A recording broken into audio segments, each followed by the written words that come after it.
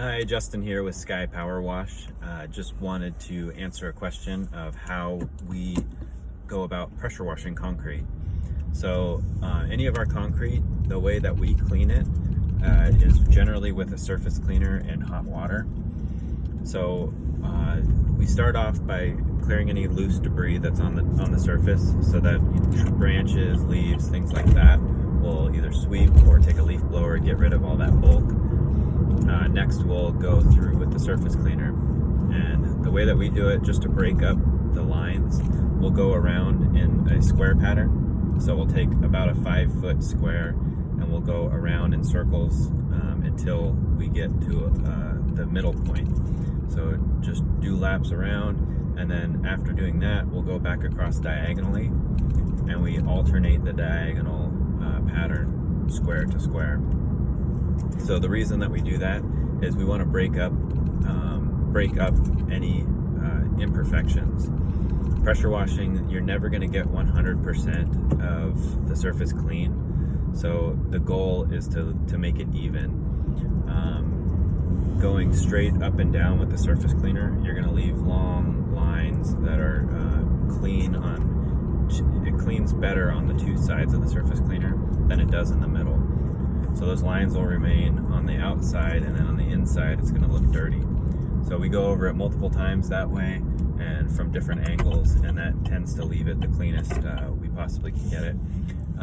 If after doing those several passes it's still dirty, we'll go over it with it's called a turbo nozzle. It's a 0-degree tip that just spins really fast, and we'd use just a regular spray wand and go over and blend that back in together. And that could be the case with moss as well. Moss really wants to stick to concrete, so it does generally take a turbo nozzle tip, or a lot of times you can get away with a fan tip. We like using 40-degree fan tips if we do. But then once you've gone over it with the surface cleaner, gone over it with the wand, probably the biggest part of the whole job is just the cleanup. So you're going to make a big mess everywhere. It's just going to loosen all that stuff up. It's still going to be on the surface. So you want to get as much water as you possibly can on that surface. The higher flow, the faster it's going to clean.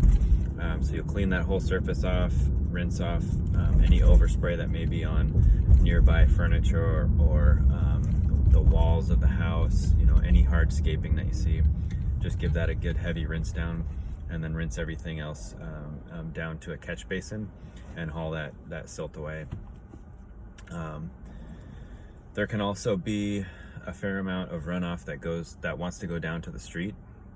It's not legal to send anything but stormwater down a drain, so you always have to divert that water either into the landscaping or collect it and haul it away. So the way we do that, we'll set up berms, heavy berms, and that way the water will just send off into the landscaping and percolate through the ground.